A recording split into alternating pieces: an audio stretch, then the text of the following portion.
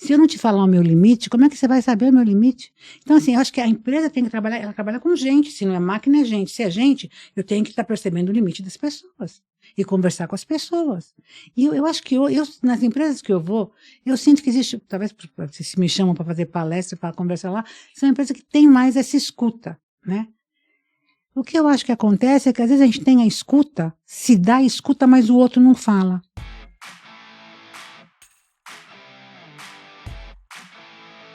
Se você deseja acessar um canal sobre casas inteligentes com apresentação de dispositivos que tornam seu dia a dia mais fácil, dicas de automação, explicações como tornar sua casa mais digital e ter acesso a tutoriais e muito mais, acesse Makers Vault no YouTube. É tudo junto. Makers Vault, o segredo dos fabricantes, o canal para aprender e se desenvolver. Olá pessoal, bem-vindo de volta ao Descomplica TD, o podcast de treinamento e desenvolvimento humano mais completo do Brasil e também dos países de língua portuguesa. Eu sou Michel Mussolini e eu agradeço a cada um de vocês que nos acessaram para ouvir e ouvindo refletir e se desenvolver. A cada dia, mais e mais pessoas, profissionais de RH, profissionais de TD, vêm nos acompanhando, vêm acessando o canal pelo YouTube, pelo Spotify, pelo Deezer, pelo Apple Podcast, e a gente está muito feliz com esses milhares de views. Isso prova que vocês estão despendendo um tempo para se desenvolver, para ser uma pessoa melhor, um profissional melhor e fazer a real diferença no mundo.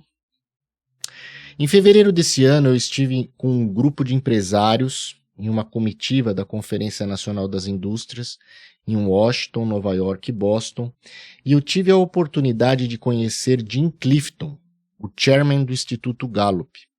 E ele apresentou um estudo que mostrou que nos últimos 7 anos, o mundo vem se tornando cada vez mais infeliz. O mundo competitivo em que vivemos demanda profissionais cada vez mais preparados, multitarefas, e o lado humano vem ficando de lado.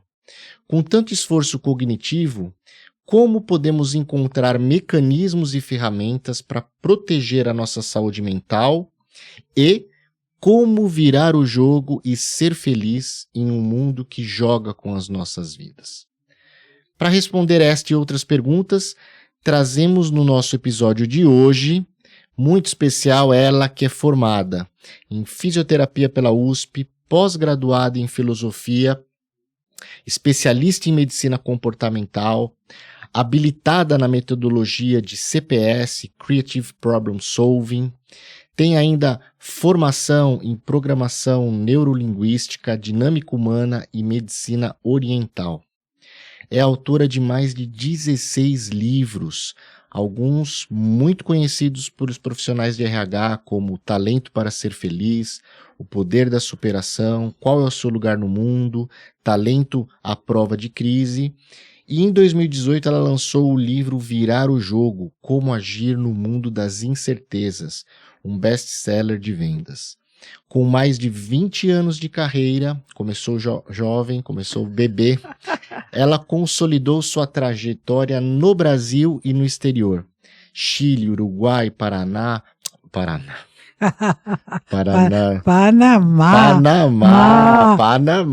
México, Angola, Japão, Espanha, Portugal, tantos países. É porque falam República de Curitiba, eu já coloquei como um país também.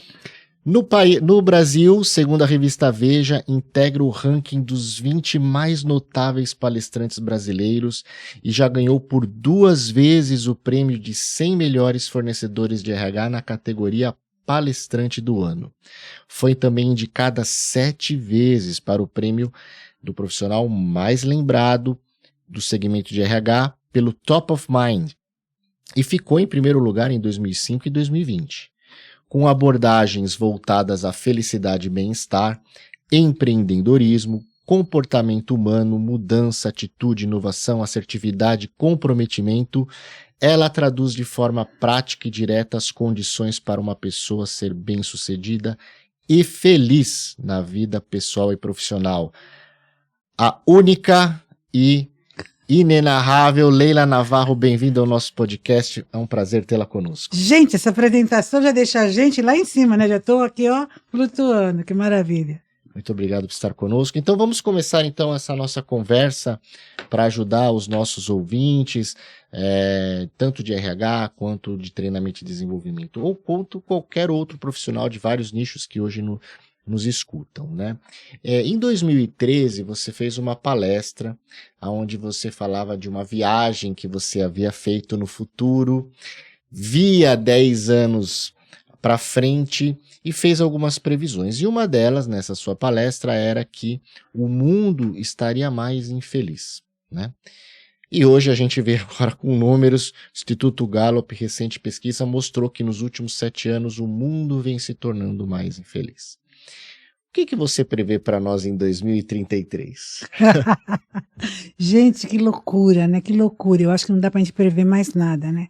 Eu acho que nós estamos num momento tão especial e eu me questiono todos os dias, porque a cada dia é um dia novo para mim. É um dia que eu não sei o que eu posso encontrar. Em termos de tecnologia, e eu gosto muito desse tema, é um tema que está muito em alta, porque é isso que vai fazer a grande transformação nessa época que nós estamos vivendo. Você recebe todo dia uma novidade, em termos científicos, em termos da medicina, em termos da saúde, em termos de tantas coisas, até do ecossistema todo, tanta novidade que você fala assim, uau! E a gente vê que tanto poder, que a gente podia tanto arrumar esse planeta, que ele podia ficar maravilhoso até 2033. Eu estou pensando em 2030 porque a ONU tem as 17 ODS para 2030, né? Então, olha que eu vou te contar. Eu ia contar no final, mas já vou contar aqui agora, que eu comecei a ficar emocionada, que você é um grande provocador.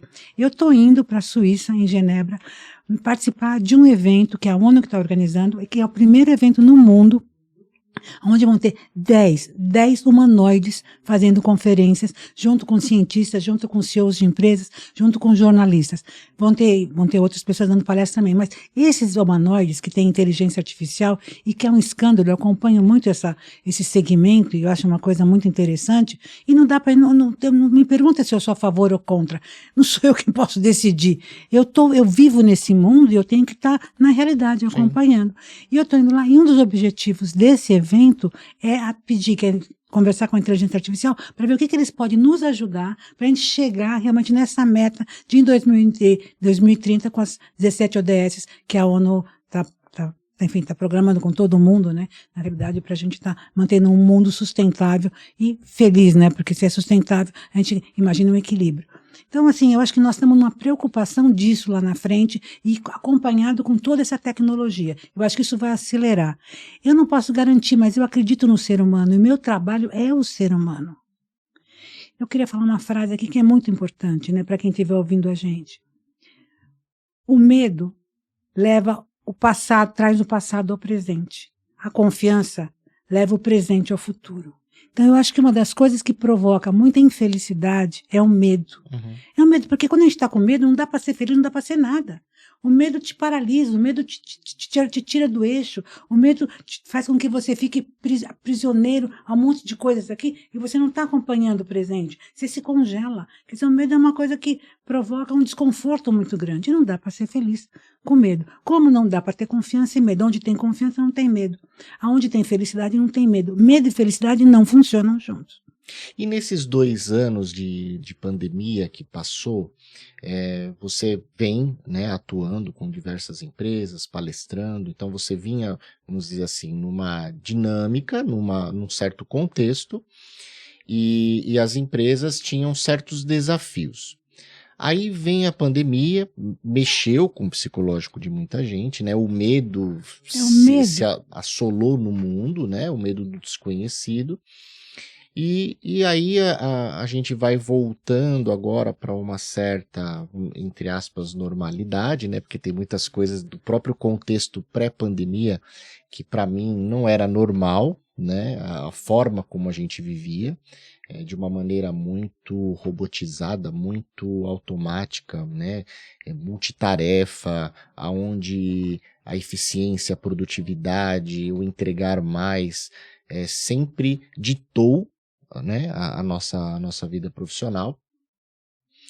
De certa forma, a pandemia ela quebrou isso, né? Num primeiro momento, começamos a ter um olhar um pouco mais humano, né, para as pessoas, né? Eu lembro, né, da célebre fase quando eu comecei a trabalhar, né, que meus pais me falavam assim: quando você colocar o pé dentro da empresa, os seus problemas de casa ficam fora, né? E de repente a pandemia traz o trabalho para dentro da sua casa, né? Então não dá para você deixar os problemas de casa fora do trabalho. E aí a gente começa, né, a ter um certo olhar mais humano, lógico, como tudo na vida, começam, eu acho que um pouco os extremismos, né? As pessoas acabam não entendendo essa realidade um pouco mais humana ou do trabalho híbrido e acabam um pouco extrapolando, né, sendo um pouco mais tendencioso. E aí você volta, né, nos seus trabalhos com as empresas. Os desafios de hoje das empresas mudaram ou elas permanecem os mesmos ou elas potencializaram os seus medos por conta da pandemia? Como que você enxerga esse pré e pós nas empresas? É tão interessante, né? Eu gosto de fazer entrevista porque às vezes fazem umas perguntas como se a resposta fosse mágica, né? E existe, eu trabalho no Brasil inteiro, a gente dá palestra em várias empresas, e a diversidade de empresas, de problemas e de questões de divisão da empresa é totalmente diferente. Por nicho, segmentos, área, por localização? Tudo. Eu até vou contar um caso interessante. Eu entrei no mercado de funerárias, né? É uma coisa hilária, né? Porque assim, pra gente que é palestrante, que você vai nas empresas e você vai dar o seu melhor, o seu conhecimento, você tem que entender, eu tenho que entender muito bem como é que é, né? Aquele processo, como é que é o sistema, como é que é a cultura. Você acompanhou a preparação do corpo? E eu não sei se você sabe, mas o mercado de funerárias, como é que ele funciona? São mercados de microempresas e familiares. Sim. E você imagina que em cada cidade, vamos supor, se não for em cada cidade do Brasil, a cada 2 ou 3 cidades do Brasil, você tem que ter uma funerária. E a funerária geralmente passa de pai para filho. E uma cidade grande pode ter mais funerária, essas cidades pequenas. Você imagina o que tem? Eu me esqueci o número, mas o número de municípios no Brasil é uma coisa incrível. Então, assim, era uma coisa que você começa a entender dessa área, é muito interessante. E as pessoas estão ficando idosas, tal, e os filhos estão chegando. E eles são resistentes à mudança. Até as pessoas que produzem, que eu estava falando também com os fornecedores de produtos para funerárias, e eles falaram assim: está mudando, mas eu não sei o que fazer. Eu falei assim: está chegando um tsunami, você está tomando sol na praia. Se alerta porque não vai dar tempo, né? E daí eu achei muito engraçado, porque o jovem que está chegando está querendo mudar e os pais estão resistindo. O que eles querem fazer? Eles querem fazer o Airbnb da funerária. Como assim, velho? Porque é o seguinte, olha que interessante. A funerária, geralmente, assim, ela tem que estar no ecossistema. A funerária está ligada com preparar o corpo, com vender o caixão, mas está ligada com o cemitério, está ligada com agilizar as coisas, porque às vezes a pessoa morre alguém e não tem nem cemitério para enterrar, não comprou uma tumba, não comprou um túmulo. Então o que acontece? O Airbnb funciona assim. Não sei se você tem, mas a minha família tem um túmulo. A minha família tem um jazigo. E fica o jazigo, né? E fica várias gavetas vazias. Sim. E que pode ser que ninguém morra por enquanto, ou que tem algumas pessoas para exumar. Então você pode alugar por 2 anos até exumar para alguém que vai morrer. Não, é otimizar. Otimizar o espaço. Não, mas o Airbnb, por que faz? O que faz o Airbnb? Se você tem um imóvel parado, quem pode usar, vai usando, né? Vai poder, porque você tem que pagar toda a manutenção do seu terreno lá no cemitério. Mas você não controla a morte, né? E se está tudo ocupado e alguém morre, aí que vai fazer o quê? Mas, gente, você deve ser do signo de terra. Gente, não vamos complicar, complicar. Tá bom. Porque, lógico, pode acontecer isso, mas quer dizer, você não imagina, gente, você tem três gavetas pensando que vai acontecer. Aluga 2. Mas olha a mentalidade do jovem, a mentalidade moderna, a mentalidade de você, sabe, de maior movimento, de usufruir, não é de manter, de ter. Né? O mundo mudou. As pessoas já... Bom, eu tenho um filho de 40 anos, 40 e poucos anos, e ninguém tem casa própria, e ninguém pensa em ter casa própria. E eu tenho 3 casas, né? E tem gente que tem muito mais casas, né? E daí quanto mais casas você tem, mais trabalho você tem, mais coisas você tem que fazer. Então o mundo mudou e as pessoas não mudaram. Eles pensaram até no Uber, porque a funerária não precisa ter o carro dela, ela pode ter um carro para a região. Eles pensaram numa coisa que já está acontecendo, que é como é que chama quando ele morre, a gente que fica lá velando? Velório. O velório híbrido, né? O velório híbrido, tem muito tempo, porque assim, tem gente que pode ir, tem gente que não pode ir, mas fica uma tela lá, a pessoa podendo fazer o velório da casa dela, você está morando num outro país e ver. Porque quando alguém morre e você não pode ver, você não realiza a morte. E se você vê o enterro, você vê quem morreu, você vê que está lá, você vê as pessoas, é uma coisa interessante, né? A gente não tinha essa possibilidade. Então, até pensando em fazer mausoléus também no metaverso. Enfim, é um outro olhar, é ampliar a visão e as possibilidades. O metaverso, você fala, o metaverso não pegou. Outro dia eu dei uma palestra, esse mês ainda passado, eu dei uma palestra para uma empresa, que a palestra foi online e parte da palestra era pelo metaverso, porque era uma empresa de azulejos e de pisos, e eles, para mostrar, para não trazer gente do Brasil inteiro, para mostrar para as pessoas o que estavam lançando, fez para o metaverso, e a pessoa entra lá, vê, assiste. Às vezes ela pode até, atualmente ainda não, mas quem tem as ferramentas pode até tocar e ver a textura. Então, assim, é uma coisa incrível a mudança que está tendo. E não adianta resistir, a gente tem que se abrir a isso, entendeu? Agora, não é que todo mundo vai ter que usar toda a tecnologia, mas também você ficar resistente e não se acelerar, eu acho que você vai perder, você vai levar um susto quando você vê o que a coisa está acontecendo. Então, eu acho que o mundo está mudando, as pessoas estão mudando, e eu vou avisando as pessoas. Falar assim, gente, outro dia foi no médico. Sabe esses exames que a gente faz que são exames de imagem? Sim. Eu estava fazendo ultrassom, estava fazendo exame de imagem, falei pro doutor, o senhor sabe que o senhor vai ficar desempregado, que esse negócio vai ser feito por máquina, não vai ser feito por ser humano mais. O senhor só tem essa especialidade, o senhor atende no consultório? Eu sou. Ele falou assim, não, eu só tenho essa especialidade. Nos Estados Unidos, de fato, nos Estados Unidos nem tem gente que faz, mas são máquinas. Mas até chegar no Brasil, eu já vou estar aposentada. Eu falei, doutor. Então, assim, está acelerando muita coisa, está tendo muitas mudanças. Eu tenho um neto de 4 anos de idade. Quer dizer, uma criança de 4 anos de idade hoje, ela sabe que tem o reino vegetal, o reino animal, o reino digital e o reino virtual. Quer dizer, tem vários outros reinos que não tinha na minha época, né? Então é uma outra realidade, é um outro pensar. Mas tudo isso, como eu trabalho com comportamento, tudo isso, o meu cuidado é o ser humano. Como a gente trabalhar com isso e manter o melhor da gente. Nós não somos máquinas. Então agora é melhor, vamos dar para as máquinas o que elas podem fazer e a gente poder ser humano. A gente está tão viciado na aceleração, a gente é tão automatizado, a gente é tão robotizado, que está difícil eu ajudar as pessoas a serem humanas. Então, hoje, eu acho que o que está acontecendo nas empresas é isso. É que falando dessa palavra humanização, que acho que é um pouco gasta, né? Mas, na realidade, eu acho que é esse voltar para dentro, estar inteiro, estar pleno nas situações. Eu estar no meu estado de plenitude, isso significa felicidade. Eu estou presente aqui, eu não sou máquina, eu sou eu. Esse negócio de departamentalizar as pessoas é uma coisa que não tinha sentido, né? Como seu pai falou para você, estou na empresa, nós não somos máquinas. Você está na empresa, mas você continua pai, você continua marido, você continua filho, né? Quer dizer, não dá para a gente falar assim, não, aqui eu não penso em nada. Não, você está lá naquele dia, você não vai estar com a sua energia total. Mas até melhor. Hoje, como tem conciliação, é melhor falar, pô, fica essa semana em casa, você está precisando disso, seu pai faleceu, né? Você tem um respeito, mas não é porque é por lei. É porque nós somos humanos e todo mundo sente. Tem gente que pode, em 2 dias, resolver. Tem gente que fala, pô, preciso de uma semana. Porque cada um é cada um. E você perceber e respeitar essa individualidade.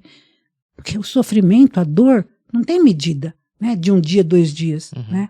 Então, acho que hoje nós estamos nesse olhar. Depois, eu acho que a pandemia deixou as pessoas mais sensíveis. Mas tem muita gente resistindo. E tem muita gente, que eu já fui em empresa, não vou falar nomes, mas tem muita gente que a empresa fala assim, não, volta todo mundo, eu quero todo mundo presencial, não tem jeito. Tem gente que fala assim, não, eu não volto, eu não quero voltar. E tá uma discussão toda, porque depois que a pessoa começa a trabalhar em casa, ela começa a perceber que ela consegue render, e ela consegue estar mais feliz. Mas as pessoas se sentem o quê? Insegura de deixar todo mundo online e não ter controle. Por quê? Onde tem controle é porque não tem confiança. E eu acho que tudo agora é estabelecer confiança. Né? Porque quando eu estou... Até estando presente, a gente não podia controlar todo mundo, não é verdade? Não, é verdade. Que, vamos lá, eu pessoalmente sou contra os extremos, né? Então, eu acho que a gente vivia uma época, né, muito racionalista, muito pragmática no sentido de tem que estar presente, eu tenho que olhar o que você está fazendo, eu tenho que ver a sua entrega, mesmo que a entrega fosse por um e-mail, mas eu tenho que ver. E a gente estava acostumado com um determinado contexto. Até na empresa que eu presido, né, a gente não tinha a cultura do home office, né? Porém, realmente, às vezes, você trabalhar de casa te traz uma produtividade muito alta. Eu, em épocas, por exemplo, de planejamento, em que eu precisava de uma atenção plena naquilo que eu estava fazendo e ter ideias, eu trabalhava de casa, né? No final do ano, para fazer o planejamento do ano seguinte, porque você precisava realmente estar ali com toda a atenção e, às vezes, passava 12, 13, 14 horas trabalhando. De repente vem uma situação que ninguém esperava, né? Situação pandêmica, de lockdown, e nós tivemos que virar 100% da empresa, sem parar, do dia para a noite. Então eu lembro que... Milagre, né? Fizemos milagre. Não é verdade? Porque assim, eu lembro que o governo do estado ainda estava patinando, né? Acho que foi 16 de março quando nós tomamos a decisão de 2020 e nós falamos assim, olha, não vamos ficar dependendo do governo se vai, se não vai, criando uma insegurança, né, das pessoas. A gente falou, vai todo mundo para casa e viramos a operação da companhia 100% em home office. Bom, isso passou por fases, né? As pessoas inicialmente tinham aquele receio de que eu preciso mostrar para o meu chefe que eu estou trabalhando. Então as pessoas ficavam congeladas atrás do computador, não ia nem no banheiro, né? Porque se chamasse pelo Teams, eu tinha que estar disponível ali naquele momento, né? Senão o que vão pensar de mim? E a gente fazia reuniões com o staff no final do dia, né? Todo dia, para entender se estava tudo bem, se estavam conectando com as pessoas, enfim. Bom, isso foi passando, foi ganhando uma certa, né, normalidade, vimos que as coisas continuaram a ser entregues e tudo mais, e foi acontecendo um certo, eu não vou falar um relaxamento, mas uma certa, vamos dizer assim, normalização, né, da atividade em casa. E aí depois, agora, retomando, existe um modelo híbrido, aí vai da especificidade de cada área, de contratos com clientes, enfim, a gente chegou num denominador comum que, vamos dizer assim, é salutar para todos, né? Mas teve esse momento inicial de, por ser uma coisa nova, as pessoas terem receio e se portarem de uma forma robotizada. O que eu vejo agora, né, a gente está falando um pouquinho dos humanoides, né, que você comentou, eu vejo que a gente, novamente, né, o ser humano acho que se empolga muito fácil, né, e investe tudo naquilo. Então, existe hoje uma humanização dos robôs e uma robotização dos humanos, né? Legal, é verdade, é verdade. Então, a gente quer que os robôs se tornem humanos, então a gente está ensinando o robô a ser um humano. Verdade. E a gente está nesse momento se robotizando, porque a gente só está trabalhando, a gente não está tendo a humanização pessoal, né? Então eu acho que a gente, o nome humanização não está batido, não. Ele está forte, porque a gente precisa resgatar que a gente é ser humano. E áreas de recursos humanos, né? Você trabalha com recursos humanos muito tempo, ele é a área, a gente fala, né, a área coração das empresas, né? E muitas vezes a gente trata a área como braço só, né? Como departamento pessoal, né? Sobre o carimbo e agora tudo via aplicativo para contratar, dispensar, enfim. E quem que ajuda o RH? Fala para nós. Se o RH é aquela área que a gente deposita toda a nossa confiança para mudar a cultura da empresa, para mudar o mindset da empresa, para mudar a forma de atuar das pessoas, gerar confiança, gerar um ambiente feliz. E quem que ajuda o RH? É interessante, eu acho assim que primeiro o RH, nem em todas as empresas, nem sempre em todas as empresas, o RH tem um poder de fala, tem um poder de estar na mesa, nas decisões. Eu acho que tem que dar mais poder para o RH e ele poder estar junto, né? Mesmo que ele não fale nada, mas está podendo saber para onde que está indo as coisas. Nem sempre você precisa estar falando, tomando uma atitude, mas saber por onde que está caminhando as coisas. Ele tem muita consciência de tudo, do todo, né? Do todo que está acontecendo na empresa, para ele ver o que ele pode fazer. Eu acho que o RH é alguém que tem que estar estudando sempre, aprendendo sempre, se atualizando sempre. Às vezes o RH se acomoda muito só na questão do humano, na questão do comportamento, e não vê, não amplia. Eu estou fazendo 2 MBAs. 2 MBAs no momento, atualmente. Eu faço um MBA de cidades inteligentes e inovação, porque tem a ver com ESG, e um MBA de gestão digital e metaverso. Por isso que eu estou muito ligada à tecnologia. Porque a tecnologia está vindo. E nenhum desses cursos que eu faço está ligado a ser humano. Porque de ser humano eu entendo. Só que eu não entendo desse mundo que está mudando, de tudo isso que está mudando, e eu tenho que estar acompanhando. Até poder sentir o medo que as pessoas estão sentindo, a insegurança que a gente está sentindo, as perguntas que a gente está fazendo. Então, acho que o RH, falando aqui para o RH, alguém que tem que estudar, se atualizar e às vezes sair um pouco da sua bolha. Eu acho que a coisa mais importante é a gente sair da nossa bolha, a gente ter uma visão ampla. Por que eu estou indo lá ver humanoides? Quer dizer, eu não vou comprar robô, não vou vender robô, mas eu tenho que ampliar o meu mundo, eu tenho que ampliar o meu olhar. Porque daí eu começo a sentir perceber melhor essa diversidade e até sentir os medos que as pessoas estão sentindo. Porque hoje a pessoa tem o celular, tem o mundo na mão dela. Tem gente que começa a escutar tanta coisa, mas não digere, não sabe como é que vai entender aquilo, só provoca medo, em vez de ir ao conhecimento e entender melhor. Então, acho que o RH tem que se abrir para esse mundo todo. Nos congressos de RH tem que falar também desse assunto e falar o que nós podemos fazer com as pessoas. A gente tem um pouquinho mais de poder para poder atuar e fazer os treinamentos, fazer as coisas que precisam ser feitas. E eu acho que esse negócio de online para mim é muito duro. Eu faço palestra online, faço workshops online, coisas online, mas assim, eu acho que nada como presencial. Eu acho que assim, é que hoje, agora pensando no investimento, né, sempre presencial traz mais custo, mas o presencial é outra coisa, para ser humano é outra coisa. Sim.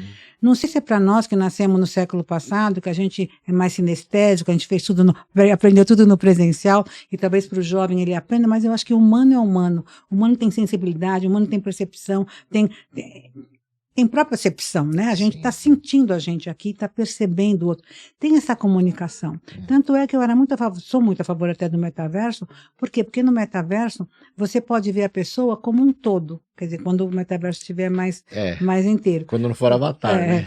Porque atualmente você vê o Zoom, você vê a carinha da pessoa, né? Só a carinha da pessoa precisa ficar lá, às vezes pode ter para a foto dela, porque não aparece a expressão. E existe uma comunicação corporal, né? Então era interessante que a gente pudesse ter. Eu gosto muito, estou pensando na realidade aumentada, muitas coisas vão acontecer ainda. De a gente estar sentado aqui, nós dois sentados, e ter um avatar sentado aí, a gente está podendo se ver melhor, com mais interesse, com mais provocação. Então acho que vai começar a acontecer várias coisas para poder ajudar nessa interação do metaverso que eu gosto é a realidade aumentada, que eu acho que é uma coisa que vem logo e que vai ser uma coisa fantástica. Mas enquanto não tem isso, eu acho que tem que ser o presencial e tem que continuar tendo esse cuidado. Eu trabalho muito com líderes, porque eu acho que aí o líder pode ser um multiplicador. Eu acho que o líder tem que ser alguém que tenha que entender de gente também. Então, através do RH, ele poder entender de gente e colaborar. E eu acho que o líder pode estar conversando com o RH, porque ele está em contato com as pessoas, e eu acho que ele tem que estar trazendo para o RH e a gente fazer uma... Sabe que nem tem CIPAT, que faz aquela comissão que eles estudam, que pensam, o que vão fazer, o que não vão fazer? Eu acho que o RH não pode estar sozinho, ele tem que estar trazendo algumas vozes para dentro do RH. Não é só o RH ir para lá, mas trazer umas vozes para dentro do RH. Agora, quem que ajuda o RH? O RH tem que estar se mantendo o tempo inteiro. Como é que eu me ajudo? É autoconhecimento, é eu estar mantendo o meu equilíbrio, é eu estar me conhecendo todos os dias, estar entendendo quem eu sou, também quais são os meus medos, porque eu acho que o RH fica meio que nem médico, sabe? O pessoal da área de saúde, eles ficam blindados. Eles acham que como eles entendem de saúde, ou eles não vai acontecer nada, não vão ficar doentes. E o RH acontece isso também. Sim. Às vezes ele acha que como ele entende de pessoas, como ele está preocupado com as pessoas, como ele cuida das pessoas, para ele não vai acontecer nada, ele está meio que blindado. Então, se ele não se cuidar, se ele não se perceber primeiro, olhar para dentro primeiro, eu acho que não funciona. Então, eu teria essa ideia de ele poder participar mais lá, trazer um pouco de lá para dentro do RH, ter mais autonomia, e eu acho que ele poder, sabe, entre eles e cada um por si mesmo, está tendo esse cuidado com cada um de nós. Tem uma pergunta que eu me faço todos os dias hoje na minha maturidade. que eu acho que isso é vital hoje. Eu estou a serviço de quem? Do meu ego ou do meu eu? Eu acho que o que atrapalha muito a gente é o ego da gente, porque o ego ele engana, Sim. o ego foi viciado, o ego é que nem uma criança birrenta que você ensina um monte de coisa, daí ele quer, e quando você mais dá, mais ele quer, e nem entende porque ele quer. Né? E daí vai se afastando do que a gente fala tanto hoje, que é o propósito, né? E o propósito está no ser, o propósito está aqui dentro. Então, eu acho que o nosso desafio é um trabalho entre o ego, de todas as pessoas, entre o ego e o eu. Até que hora que tem vantagem, né? De eu estar só no ego e estar me preocupando com tudo que está externo, o que estão vendo, o que está sendo validado, o que está percebendo, e eu. Então, quando há esse afastamento, né, do ego e do eu acho que a pessoa fica doente. Por quê? Porque na hora que isso aqui começa a se incomodar, a gritar, sabe? Daí você ficou totalmente desequilibrado, você não sabe mais quem você é, né? E daí você fica meio que perdido. Uhum. E daí acho que vem uns burnout da vida que você fala assim, gente, mas o que eu estou fazendo aqui? Pelo amor de Deus, né? Não estou entendendo. E daí a gente culpa tudo que está fora. Sim. E você sabe, né? Tudo que está fora, tudo bem. A responsabilidade de a gente tem que ver, organizar o que está fora, a gente tem que ter conhecimento disso. Mas eu acho que a gente tem que ensinar as pessoas que a questão é o que está dentro. Sim. Eu tenho que perceber o meu limite. Se eu não te falar o meu limite, como é que você vai saber o meu limite? Então, assim, eu acho que a empresa tem que trabalhar, ela trabalha com gente, se não é máquina, é gente. Se é gente, eu tenho que estar percebendo o limite das pessoas e conversar com as pessoas. E eu acho que nas empresas que eu vou, eu sinto que existe, talvez se me chamam para fazer palestra, para conversar lá, são empresas que têm mais essa escuta, né? O que eu acho que acontece é que às vezes a gente tem a escuta, se dá a escuta, mas o outro não fala. Vou explicar, não sei se você entendeu direito. Você dá espaço para o colaborador falar, mas o colaborador não fala. Sim. Porque ele não se conhece, ele não sabe. Nunca deram essa oportunidade, ele nem sabe o que falar. Né? Isso faz tempo, mas foi muito engraçado. Faz 20 anos, mas vale a pena contar. Eu fazia uma palestra de qualidade de vida. Quando entrou a qualidade de vida no Brasil, tal, não sei o que, eu trabalhava com qualidade de vida, tal. E daí a palestra de qualidade de vida era para metalúrgicos, tal. E muito interessante, que acabei a palestra, veio um cara e falou: muito bom isso, muito bom. Isso quer dizer que agora, além de a gente trabalhar aqui, a gente tem que ser feliz, tem que ter qualidade de vida, tem que ser tudo isso. Quer dizer, é como se fosse uma exploração, né? Eu já trabalho, o cara quer que eu seja feliz? Por que ele quer que eu seja feliz e que eu tenha qualidade de vida? Gente, era muito engraçado, porque a gente não entendia as coisas. Eu acho que mudou muita coisa. Mas, como eu ando no Brasil inteiro, tem vários tipos de pessoas. E tem aquela pessoa que ainda é o trabalhador, sabe? Que ele trabalha, ele é meio que uma máquina, né? Sim.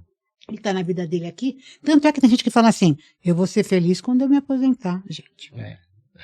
Só por essa frase você já vê que a pessoa não está entendendo o que é viver e o que é estar numa empresa. Quando eu vou numa empresa e escuto as pessoas falando isso, para me aposentar, deixa desse jeito mesmo. Não está entendendo o que é propósito, o que é vida, o que é trabalho, né? Tanto é que pessoas que são autônomas, a gente fala assim, eu quero... Bom, nem todas, né? No caso, eu que sou baby boomer, eu falo assim, eu quero trabalhar até morrer. Talvez assim, porque para mim trabalhar é férias. Sim. Eu não consigo separar, não digo que isso é certo ou errado, mas eu não consigo separar o trabalho da vida pessoal. Eu acho que eu sou um ser humano e que trabalhar é o meu propósito, é alguma coisa que eu realizo, que me faz sentir viva, que me demanda essa energia, essa força, essa vontade de querer estar viva, querer aprender e de querer fazer parte, né, de tudo isso que nós estamos vivendo hoje no planeta Terra, né? Você falou muitas coisas interessantes, eu estava aqui na minha cabeça montando montando um cenário, mas você falou muitos conceitos muito interessantes aqui para os nossos ouvintes e para nós também, né? Veja só, primeiro sobre a felicidade fora, né? Existe uma lógica das próprias redes sociais e das próprias empresas em que utilizam da tecnologia para aumentar o consumo. O mesmo estudo que mostrou que o mundo está se tornando infeliz, mostrou que o mundo está se tornando mais consumista. Então, mostra uma relação de que as pessoas estão buscando no externo a felicidade. E cientificamente, existem estudos que mostram, né, que quando você faz uma compra de que você gosta, você libera certos hormônios e que te trazem uma felicidade. Só que essa felicidade é muito curta, né? Tem lá 1, 2 dias. E aí a pessoa quer de novo, né? O corpo quer sentir aquela sensação boa. e aí vai procurar mais coisas para comprar, enfim. Por outro lado, as redes sociais, que têm muitas vantagens, muitas benefícios, né? Nós nos conhecemos através das redes sociais. Mas, veja só, eles fazem com que você separe grupos em feudos. E aí você vive numa bolha, onde a sua verdade é absoluta. Então aumenta na sociedade o fundamentalismo, né? Onde a minha verdade é a verdade absoluta e o outro é um inimigo, é uma ameaça. E isso gera o medo, né? E aí eu vou estratificando mais a sociedade. Uma vez que eu vou estratificando mais a sociedade e as pessoas vão vivendo em pequenos feudos virtuais, eu vou me tornando mais infeliz. Eu vou me tornando mais infeliz, eu vou buscar a felicidade no consumismo. Então existe uma lógica, até de certa forma perversa, no meu ponto de vista, conhecendo um pouco da tecnologia e de como o mercado funciona, de que está aí. Agora, a gente tem ainda o livre-arbítrio, certo? Nós não somos robôs, nós somos programados. Então, existe sim o livre-arbítrio da gente ter as nossas opiniões e tomar as decisões. Estar, mas não ser. Então, estou no mundo, mas eu não sou o mundo. Eu sou uma pessoa, né? Então, lógico, a gente usa as redes sociais, a gente divulga o nosso trabalho, a gente vende o nosso produto, mas isso não é a gente. Então, eu acho que o primeiro ponto, né, eu acho que é importante para o pessoal do RH, tendo esse conceito, é olhar para as gerações que existem na sua empresa. Existem estudos, né, psicoemocionais que mostram que as gerações mais novas, por elas já terem nascido com o dedinho na tela, elas são mais sociáveis, elas buscam mais propósito do que nós, antigos, né? Porém, elas estão inseridas desde tenra idade nesse mundo do exterior, da felicidade exterior. E aí, elas esquecem da sua autoformação. Então, isso que você comentou, a gente vê muitos analistas de RH, analistas de treinamento e desenvolvimento, jovens, talentos, porém, que deixam de investir no seu autoconhecimento. Isso é básico. E acha que sabe tudo. E quando não conhece, vai na internet, dá uma roladinha com o dedo, lê a primeira frase, tira uma conclusão daquele assunto e já sai falando como se fosse um expert. E para mim existe uma equação que eu aprendi nas artes marciais, né? Eu sou mestre de Kung Fu, treino há 30 anos, participei de campeonatos já, meu filho não me ouça, já briguei muito na rua.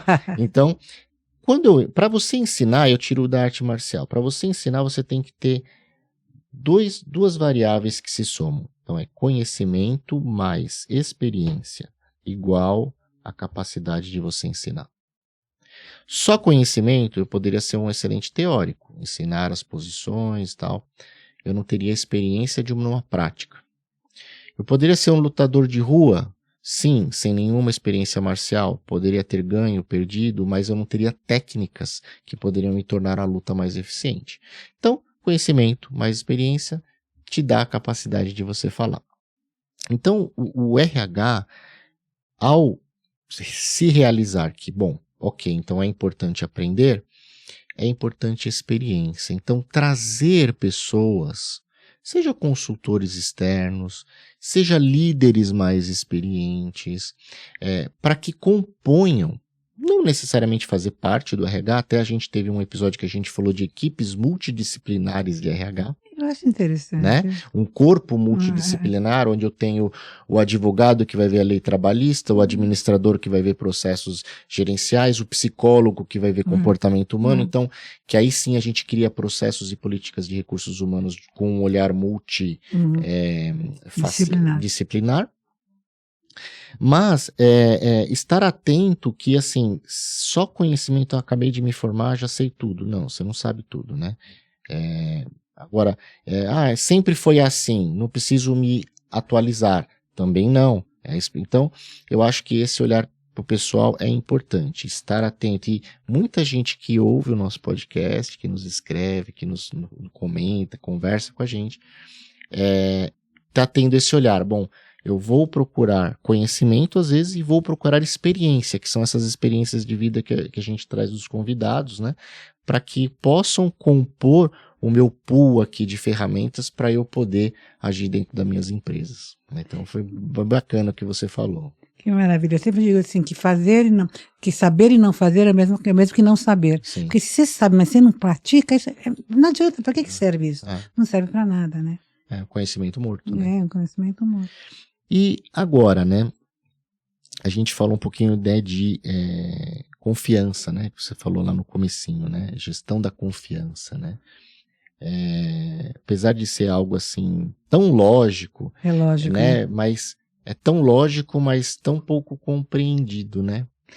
Por que as pessoas ainda, né? As empresas, enfim, são só números? Se pensa só no resultado, ou as pessoas ainda de vez em quando usam um pouquinho dessa confiança excessiva e dão uma abusadinha. Fala para mim assim, porque vou fazer só um número só para você, e aí provocando você aqui, tá?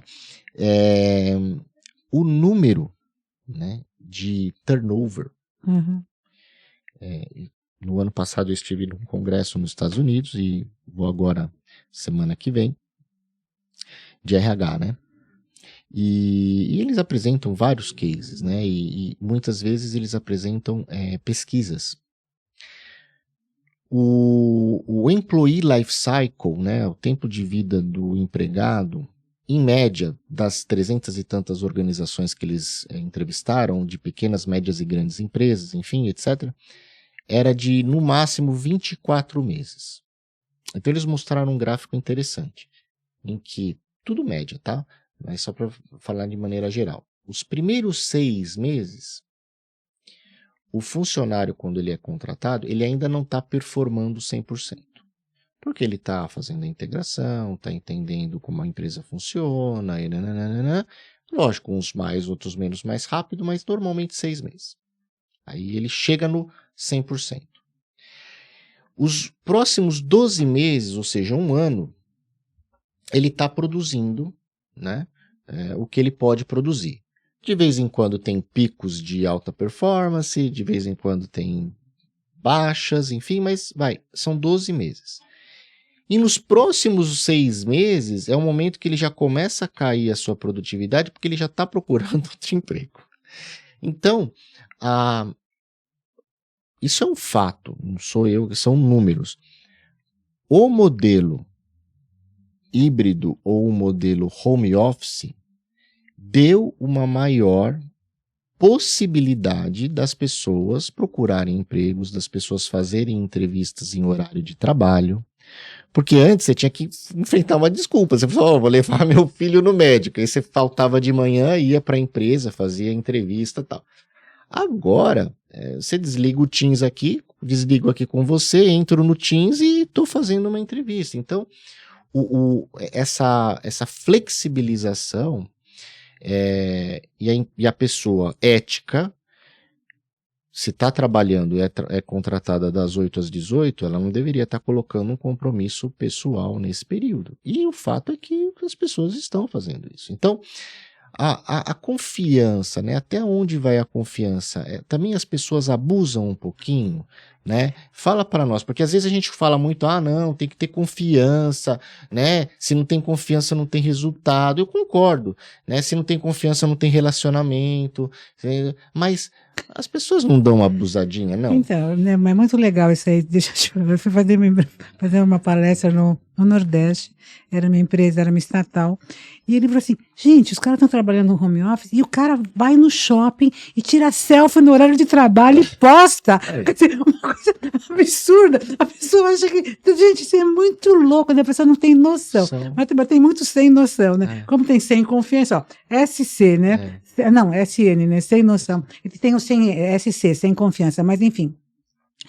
Vamos falar o que é confiança, né? O Brasil é considerado um dos países do mundo que tem menos confiança um no outro. De cada 10 brasileiros, 8 não confiam na outra pessoa. E isso é uma coisa muito triste, porque a gente é desconfiado por natureza, né? Porque a nossa cultura é uma cultura de desconfiança, por causa de alguns comportamentos que são culturais. Por exemplo, um comportamento que é cultural é mentir, né? Então é o seguinte, me esqueci o nome dele, era aquele diretor, escritor, o Suassuna. O Suassuna, que adoro, ele é muito interessante, ele conta, porque assim, ele fala da mentira, ele fala assim, ainda bem que ele nasceu na época da mentira, né? Porque se ele nascesse agora ele ia ficar perdido. Ele fala assim, não, porque eu minto, todo mundo mente. Todo mundo mente, onde a gente mente mesmo, né? Se é errado, é certo, é porque a gente mente, mas não defendendo, mas enfim, conversando daquele jeito dele. E ele falou assim que tinha um amigo que foi para a Suíça, e chegou, nasceu um brasileiro, estava morando na Suíça, e ficou amigo de um suíço. O suíço falou assim, vem cá, hoje, esse fim de semana é meu aniversário, você vai lá? Sim, vou, com certeza. Quando fala com certeza um brasileiro, tão rápido, é porque não vai. Não vai. E daí o que aconteceu? O cara não foi no aniversário do cara no fim de semana. No final de semana, o cara encontra com ele e fala, o que aconteceu com você? Você não foi no aniversário? Eu falei, te mandei um telegrama, você não recebeu? Mandei um telegrama. Não recebi o telegrama. Conclusão, o suíço foi no correio, fez um processo contra o correio, porque não recebeu o telegrama, daí viu que o culpado era o brasileiro, ele foi deportado da Suíça e foi para a Itália. Quer dizer, a história. Então é o seguinte, na realidade, nós temos o hábito de mentir. Então, em vez de a gente ser assertivo, e assertividade é uma coisa que a gente às vezes parece que não entende, né?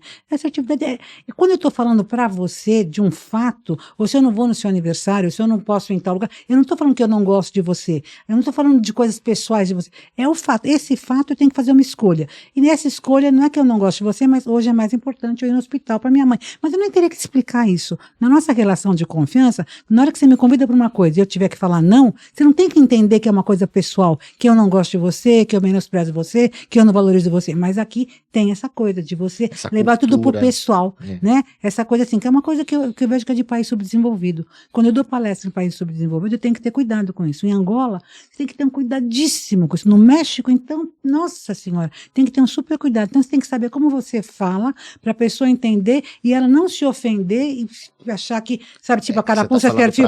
A carapuça serviu. E se serviu, é autoconhecimento. Veja, porque na realidade eu não falei para você. Mas se você sentiu, eu às vezes conto na palestra o meu divórcio, que foi uma coisa muito engraçada, o cara me pede um tempo.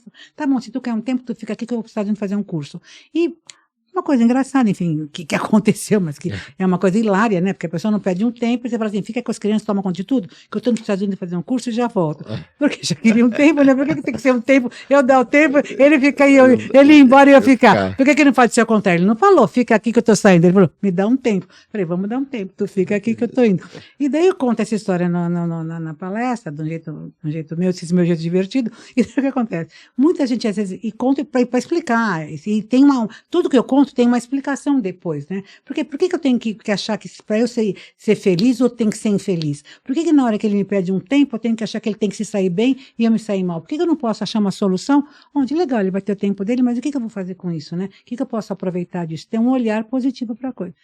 Não é raro terminar a palestra e vir uma mulher falar para mim, nossa, que maravilha, adorei sua palestra. Principalmente aquela parte que você manda a gente largar os maridos. Eu não mandei ninguém largar os maridos, mas eu falo o que eu quero e o fulano escuta o que ele quer. Porque você escuta de acordo com o quê? Com os seus problemas, com a sua mentalidade, com o seu desenvolvimento interior, com o seu desenvolvimento intelectual, com o seu... com você. Você aumentou o nível, colaborou com o aumento do nível de divórcio no Brasil, então. Com seus filtros. Então é o seguinte, a pessoa tem que entender a responsabilidade que ela entende o que ela quer. Sim. Não é porque eu falo o que eu quero, mas você entende o que você quer também. Né? Então, assim, a gente é lógico, quanto mais eu estou inteira e eu tenho experiências, eu tenho uma maneira de falar que eu posso explicar de diversas maneiras para as pessoas poderem entender com diversas linguagens, né? Porque tem um cara que é mais auditivo, o cara que é mais sinestésico, o cara que é mais visual, você tem que estar contemplando todas essas pessoas. Mas também eu não tenho o poder de entender o que o outro está entendendo, né? Eu estou ali falando e o outro vai entender. Voltando para a confiança. Quando eu tenho, a medida da confiança é o controle.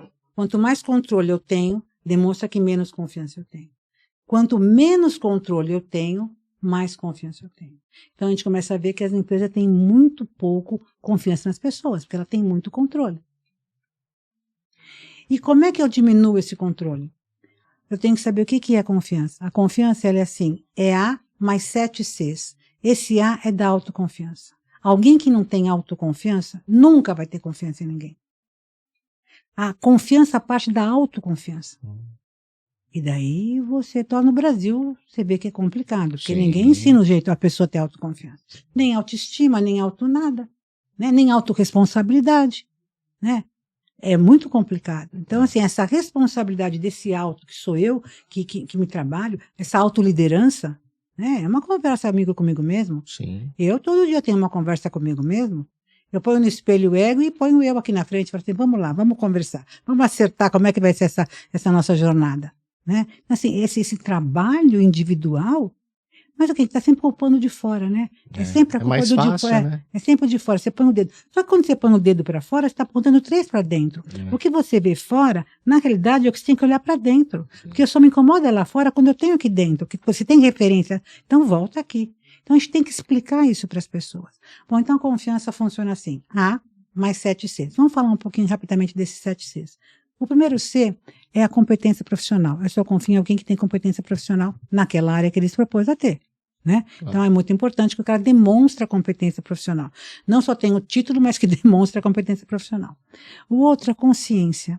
Eu tenho que ter consciência do outro. Isso é uma coisa difícil, a gente fala de consciência, mas é muito difícil. As pessoas já estão conversando com você, eu estou gostando de conversar com você, porque eu vejo que você está aqui presente, você está inteiro. Embora você tenha um texto aí, você está muito mais presente comigo, preocupado nessa troca que nós estamos tendo, do que com o roteiro que você tem que seguir. E eu já fiz muitas entrevistas que a pessoa, eu estou falando aqui, é como se tivesse uma câmera em mim, ela está olhando outra coisa, eu estou falando por nada porque ela não está me percebendo, quer dizer, não está tendo uma conversa. Então essa consciência deixa a entrevista muito melhor e qualquer coisa muito melhor. Você já chegou em médico, que você está falando com o médico, ele fala, espera um pouquinho, estou com o celular aqui, ele para, consulta com você para ver o celular. Nunca mais volta. É que nem se eu estou me fazendo uma relação sexual com alguém, o cara fala, espera que estou com um negocinho aqui, agora vamos... Tem coisa que não dá para parar, entendeu? Quer dizer, uma conversa com liderado, uma entrevista, qualquer coisa dessa, quer dizer, não dá. Até quando está conversando com o seu filho, às vezes tem gente que não respeita nem isso, porque filho tá ali mesmo, né? Ah, filhão, tô conversando com o seu filho. Ah, filha, sabe quem chamou aqui? Ah, tá bom, pode falar, filho. Gente, deixa o outro pro segundo plano. Né? E o que está na sua frente. Né? Porque o que está ali, você pode falar a qualquer hora, está ali, você retorna, não é verdade? Agora, o que está aqui na sua frente, esse momento é muito mais urgente. Isso é de uma valia tão grande ter gente na frente da gente hoje, nesse mundo que nós temos, não é verdade? Então, consciência do outro. Então, a pessoa tem que sentir que você está me percebendo, que eu estou presente aqui e você está presente. Essa consciência é muito importante. A outra é consciência. Espera um pouquinho. Consciência. A outra é... gente, meu Deus do céu. Bom, vou falar os que estou lembrando lá fora.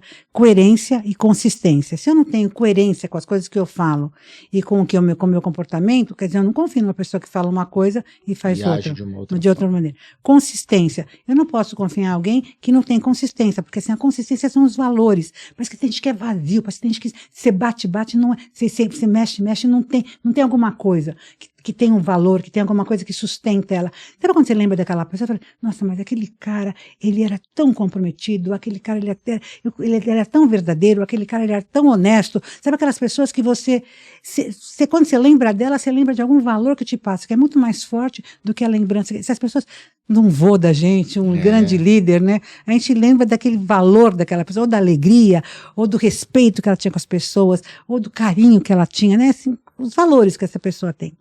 O outro é cumprimento. Se eu não vou cumprir, não falo. Sabe, se você fala assim, tal hora, tal dia, vai custar isso, vai custar aquilo, nós vamos fazer feriado nesse dia, nós não vamos trabalhar, eu vou entregar esse projeto tal dia, eu vou levar você no jogo de futebol, meu filho, no fim de semana. Daí chega no dia, não deu, não vai atrasar. Então você é um cara que sempre que você promete, você não cumpre.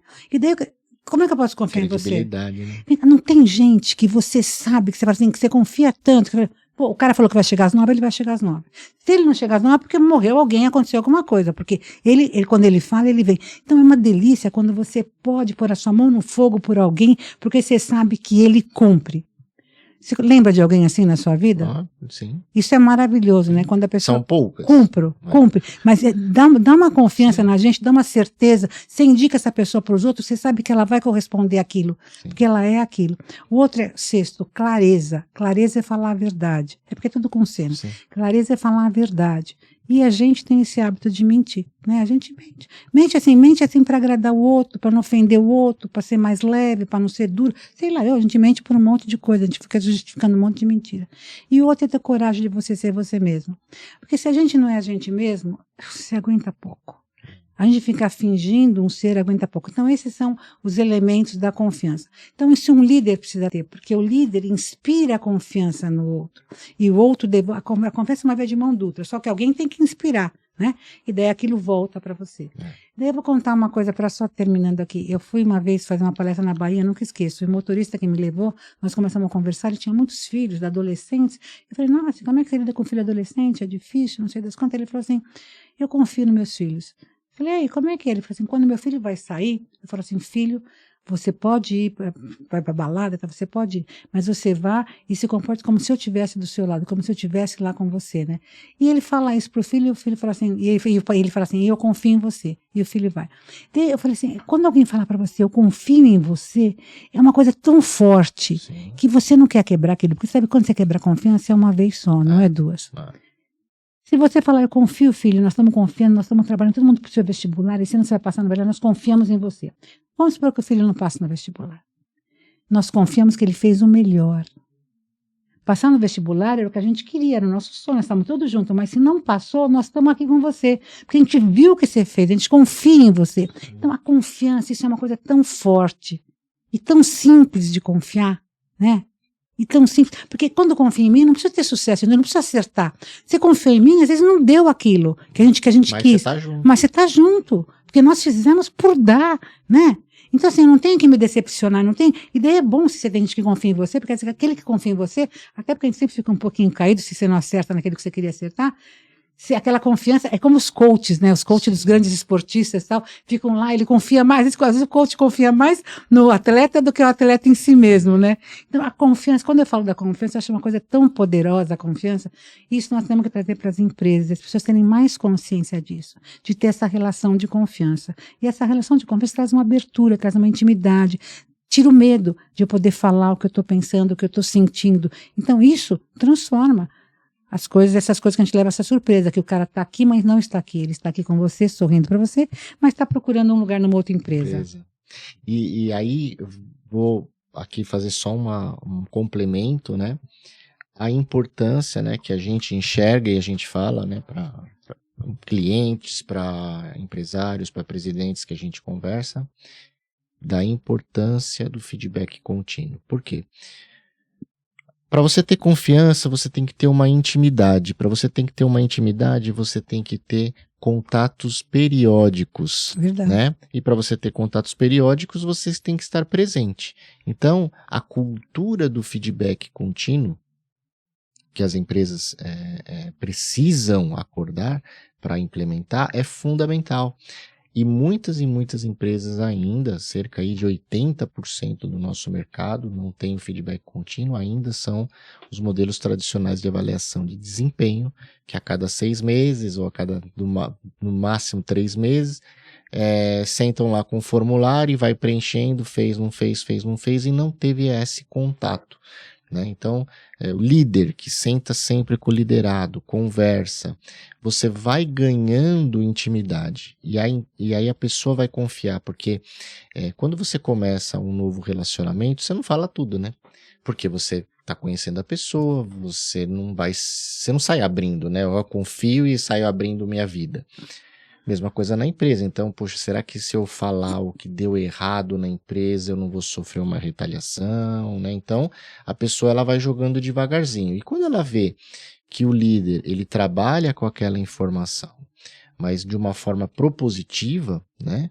Ela vai ganhando intimidade e vai ganhando confiança. E esse é um ciclo virtuoso. Então, a importância do feedback contínuo.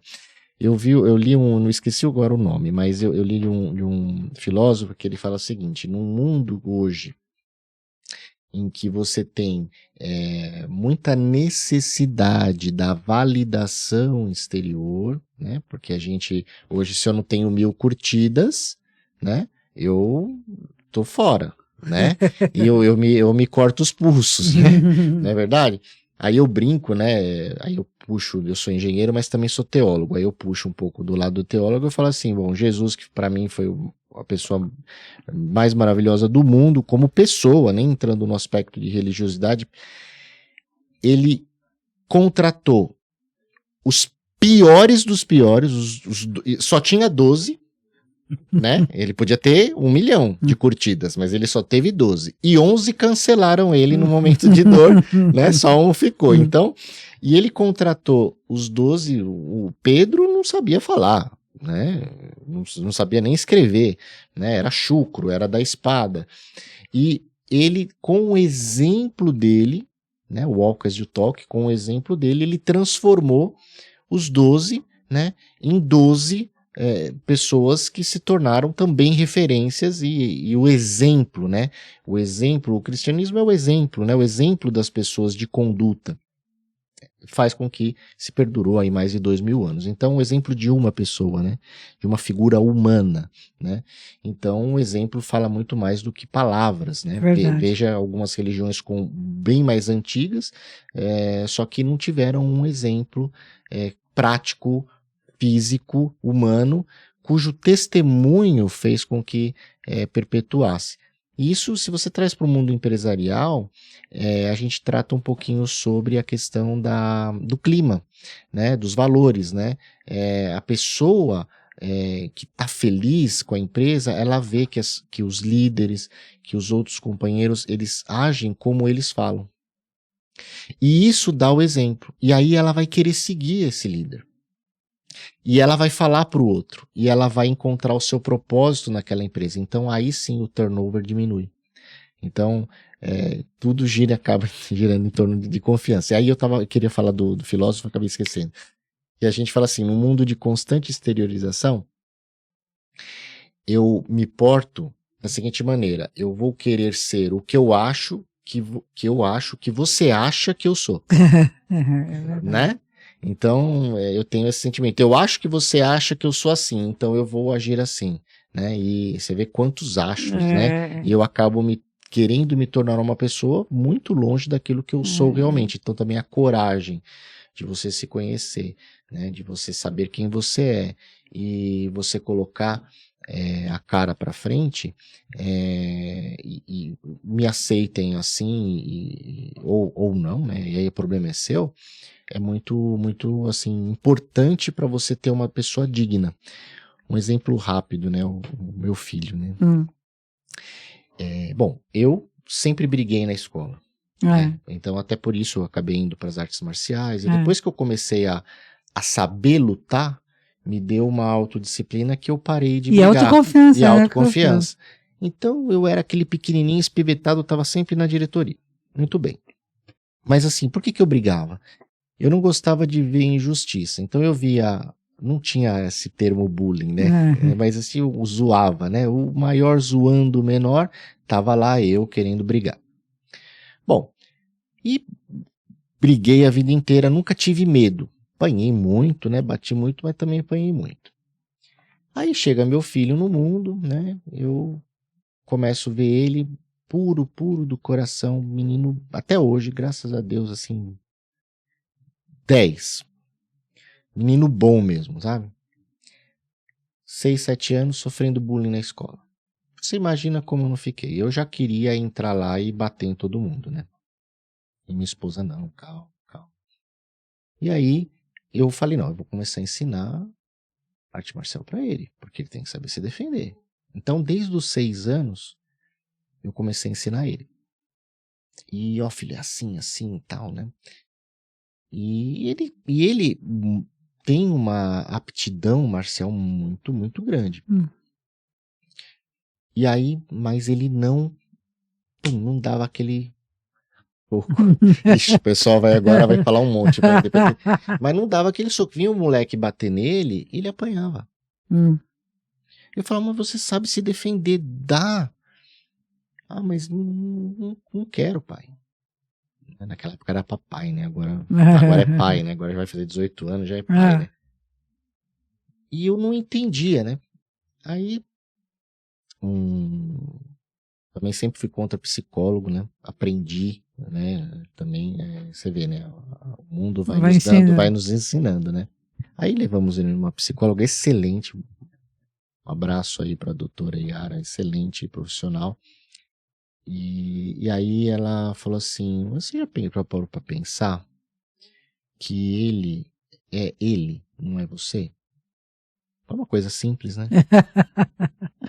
E eu fiquei com aquilo, eu falei, putz, ela falou assim, ele vai se defender da maneira dele.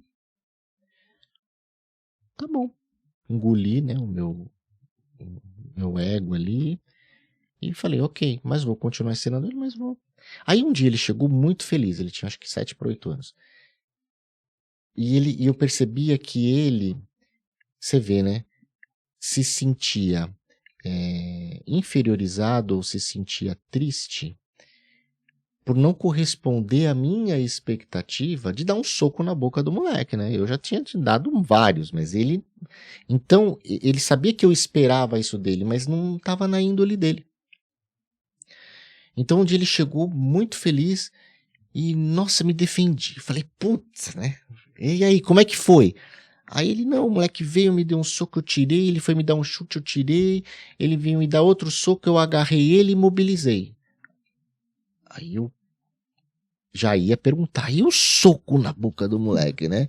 Mas não perguntei. Falei, e aí? Aí eu falei, puxa, aí fantástico. Falei assim, parabéns, filho, né? Fiquei orgulhoso de você. A partir daquele momento, ele ganhou uma autoconfiança. Então, ele se defendeu, o moleque não foi mais fazer bullying, porque o bullying é a pessoa mais covarde que existe, né? Porque ele sabe que é uma presa fácil. Ele ofereceu uma resistência ali, da maneira dele, se defendeu, o moleque nunca mais brigou com ele e ele não precisou machucar ninguém. E aí depois agora também faz jiu-jitsu, foi campeão brasileiro, enfim, né? Aí se desenvolveu muito. Mas você vê, para ele ter uma autoconfiança, ele agiu do jeito dele. Então também, por que eu fiz toda essa volta, falando na confiança? Essa relação líder-liderado, pai e filho, e isso extrapolando, fazendo uma analogia para a empresa, o líder, ele não precisa que as pessoas sejam iguais a ele. E normalmente o líder tem essa vontade, né? Você quer que a pessoa haja igual você. E aí a pessoa não age e você fica controlando para saber por que ela não fez, deixa eu revisar, faz um micromanagement que não precisa. Dê a responsabilidade, dê a confiança e deixe a pessoa ser ela. Você vai ver que você vai ganhar uma autoconfiança, a pessoa vai ter um resultado bem melhor do que o seu. Porque eu hoje, né, treino há 30 anos, né? Eu sei que o que ele fez, ele foi realmente artista marcial. Porque a pessoa não sabia lutar, a pessoa foi atacar ele imobilizou a pessoa e não machucou. E não precisa. Você sabe que eu concordo com você, e eu sempre que sai alguém da minha equipe, eu tenho que contratar outra pessoa para a equipe, a minha equipe mesmo que seleciona, e vem sempre 2 que elas selecionaram. Então eu sei que as 2 têm competência porque nós queremos, e eu que vou selecionar. E eu seleciono, primeiro eu faço 2 perguntas. A primeira eu faço o seguinte: qual é o seu sonho? Se a pessoa falar que o sonho dela é ser palestrante, eu falo, então vai trabalhar em outro lugar, porque a palestrante aqui sou eu.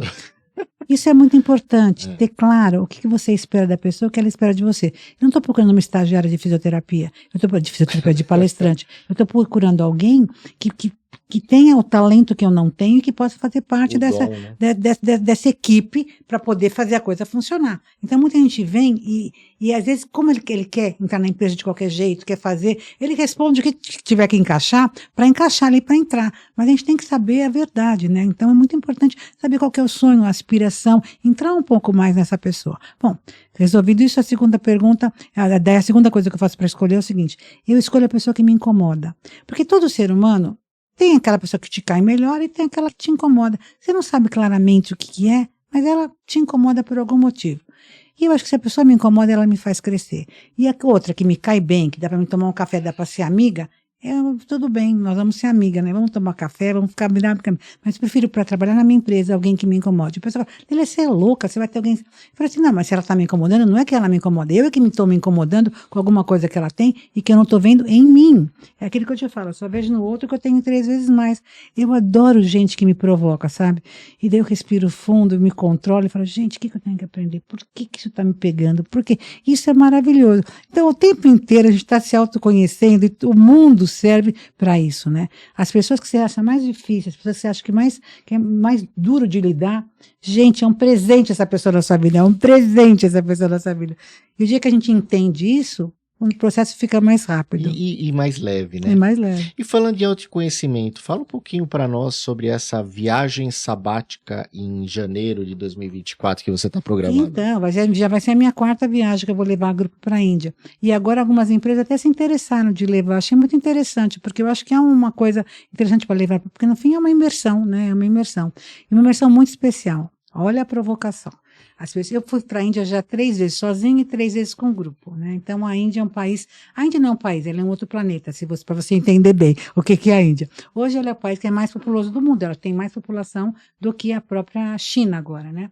E ela é um país totalmente diferente de tudo que nós, principalmente brasileiros, conhecemos. Ela é um país com uma densidade demográfica muito grande, com uma cultura totalmente diferente, a comida, a roupa, a religião, as castas, o politeísmo, é uma coisa assim, tudo é tão diferente que você não pode ir lá relaxar. Você está num estado de consciência, de alerta o tempo inteiro, porque é tudo tão diferente como se fosse uma criança. Sabe, eu vejo meu neto de 4 anos, por quê? Por quê? Por quê? E a gente fica que nem criança. Mas por quê? Porque a gente quer entender, porque é um mundo diferente do seu, você quer entender como é que é. Então eu convido as pessoas para irem para a Índia comigo, a gente atravessa a Índia, e o que é mais interessante da viagem é que eu convido para elas irem comigo sem mala, só com a roupa do corpo. E deve ser, Leila, como é que eu vou sem mala pro outro lado do mundo? Eu falei, tu nasceu pelado, tá vivo até agora, qual que é o problema? Tu vai com as... Nem uma cuequinha, né? Não, vai com a roupa do corpo. Não, vai com a roupa do corpo. Elas podem levar uma mochilinha com alguma coisa que você... Sei lá, se você toma algum remédio, alguma medicação, alguma coisa que é muito importante para você. Computador, eu falo, pelo amor de Deus, não esqueça, tá? Mas enfim, coisas que são o mínimo necessário, entendeu? Mas daí, eu sou sagitariana, eu não proíbo nada, eu sugiro. Tem gente que quer levar mala em festa, o que eu posso fazer? Tem gente que quer levar mala em festa, quer levar bolo em festa, quer levar comida em festa. Quer dizer, eu acho que você tem que ir vazio, sabe, com a xícara vazia para ir lá, para poder beber daquele, encher lá. Agora a pessoa já chega cheio lá, é difícil. Então a proposta é essa, que você se esvazie, porque quando a gente chega lá, a gente faz um ritual de desapego, a gente doa as nossas roupas e faz uma suruba quântica. Não, a suruba... a suruba não tem, mas a gente doa as nossas roupas, a gente compra roupa de indianos. Lá eles não são consumistas como a gente, é um outro tipo de olhar, é um outro tipo de vida que tem, mesmo porque 2/3 da população é pobre e 3/3 da população, 1/3 da população só que tem a renda per capita igual da europeia. Então, é um país totalmente diferente, é muito interessante, que tem muita pobreza, mas eles não consideram que eles são pobres por causa da religião.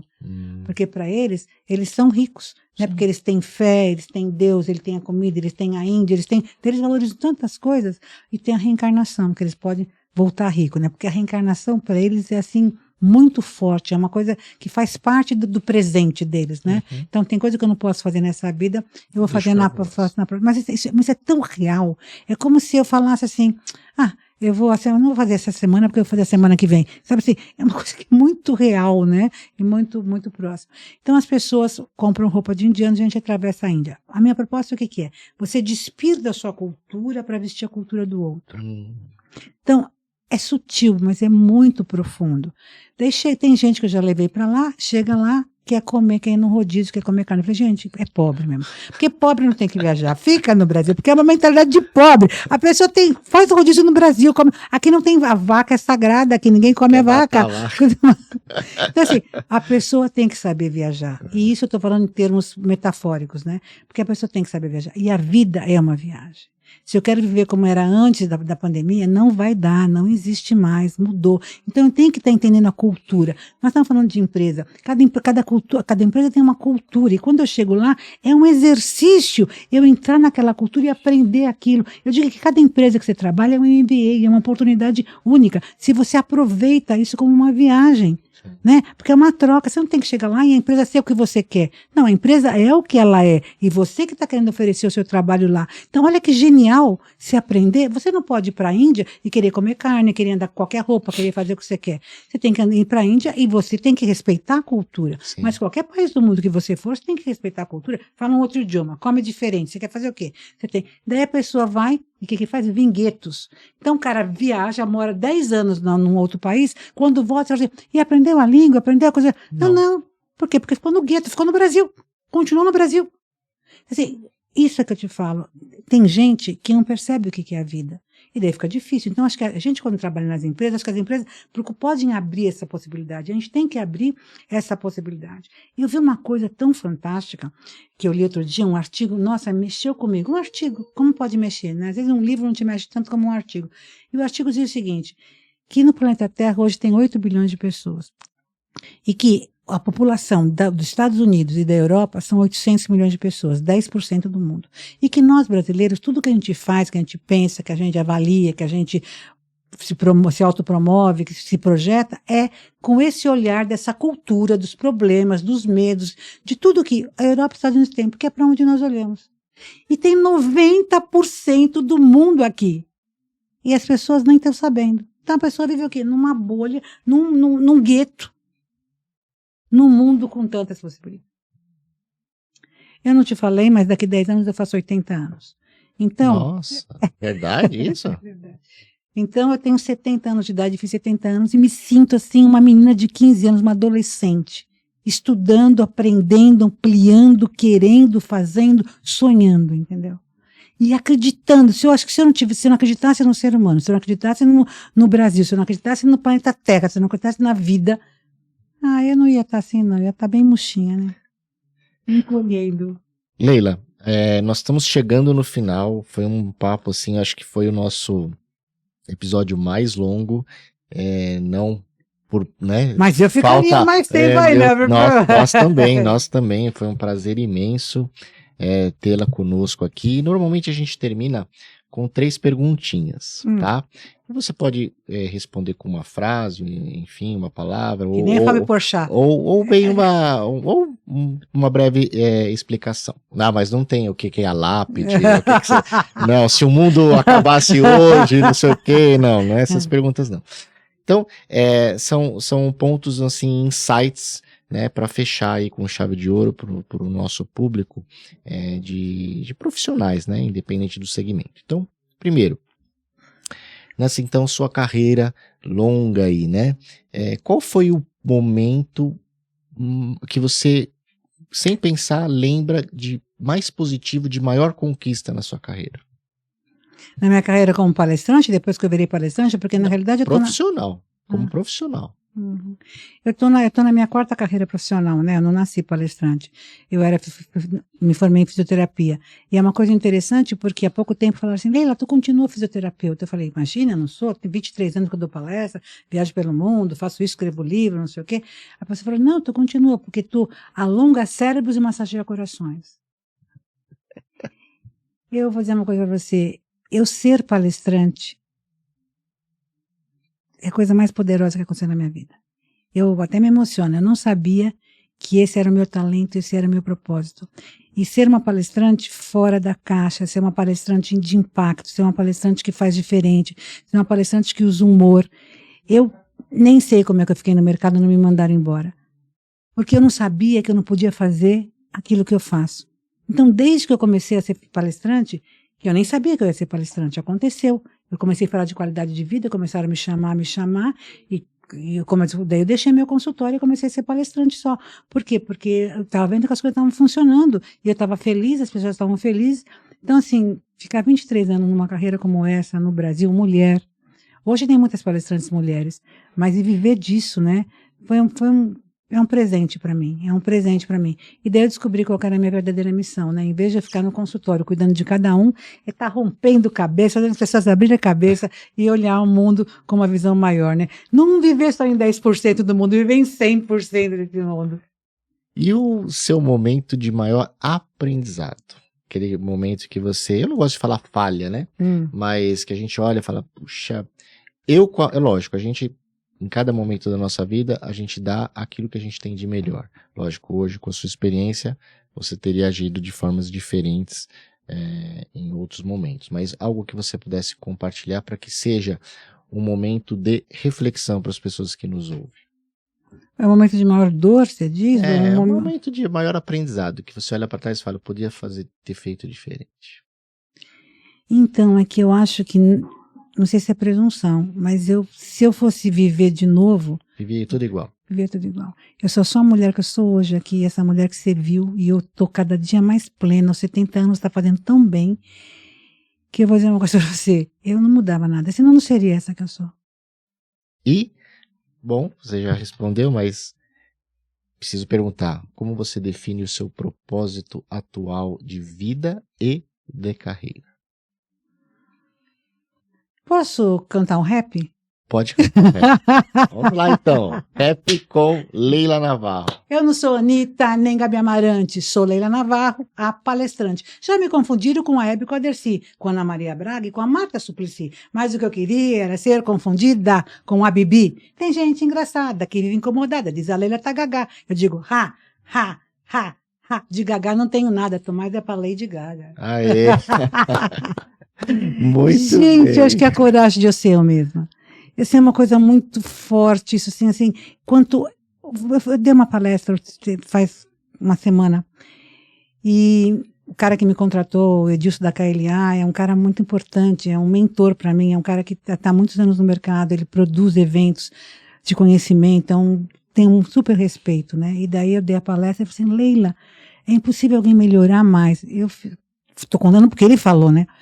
Você não dá palestra, você é a palestra. E eu acho que eu estou falando isso com a maior simplicidade, gente, é com a maior do meu coração, assim, eu não dou mais nada e nem faço mais nada, eu sou. Muito bom. Muito obrigado mais uma vez, para nós uma honra. Quem já foi entrevistada pelo Jô Soares, olha, hoje está aqui no podcast Descomplica T&D conosco. Muito obrigado por você estar aqui conosco, foi realmente um episódio maravilhoso e espero que a gente possa se ver novamente. Ah, que eu quero voltar, gostei muito. Obrigada. Muito obrigado a todos por terem ouvido o podcast Descomplica T&D, o canal que colabora na sua evolução pessoal e profissional, e também com o aumento dos níveis de maturidade organizacional em treinamento e desenvolvimento humano. Deixe aí o seu review, vou lê-los, responder a cada um de vocês. Até o próximo episódio, fiquem com Deus e abraços digitais.